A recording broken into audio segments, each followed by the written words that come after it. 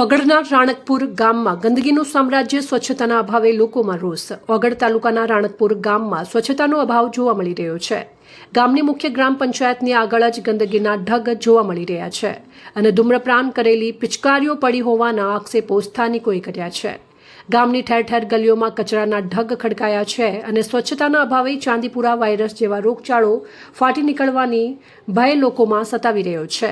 હાલમાં તિરંગા યાત્રા રેલી પણ પાણી ભરાયેલા કીચડમાંથી પ્રસાર થઈ હતી, જેના કારણે બાળકો, વિદ્યાર્થીઓ અને શિક્ષકોને પાણીમાં ચાલવા મજબૂર બન્યા હતા।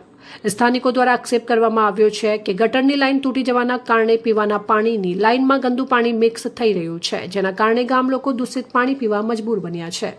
આ અંગે ગામના આગેવાન જેઠુભા વાઘેલાએ તંત્રની કામગીરી સામે સવાલો ઉઠાવ્યા હતા।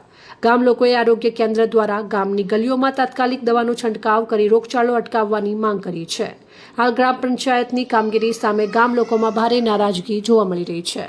રિપોર્ટ પ્રવીણસિંહ વાઘેલા, બનાસકાંઠા। મારું નામ વાઘેલા જેઠુભા વેલુભા રાણકપુર। અમારા ગામમાં ઘણા ખૂબ પાણીના ખાડા ખબૂચિયા ભરાઈ રહે છે અને આજે ચોમાસાના દિવસો છે, ચાંદીપુરા રોગ પણ ચાલી રહ્યો છે।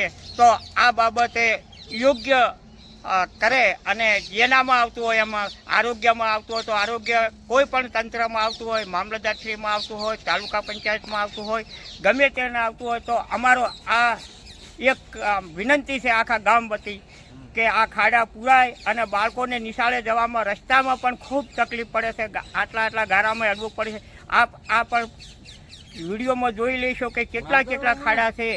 આવી રીતે જો તંત્ર જોયે છે કે જાગે છે એ જ પણ અમને સમજાતું નથી।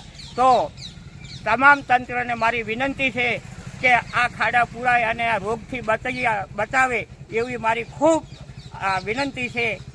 અને આ પત્રકાર ભાઈઓને પણ હું ખૂબ અભિનંદન આપું છું કે અમારા ગામને ઉજાગર કરી આવી માહિતી પૂરી પાડે છે, તે બદલ પત્રકાર ભાઈઓનો પણ ખૂબ આભાર માની। એ જ અસ્તુ, ભારત માતા કી જય।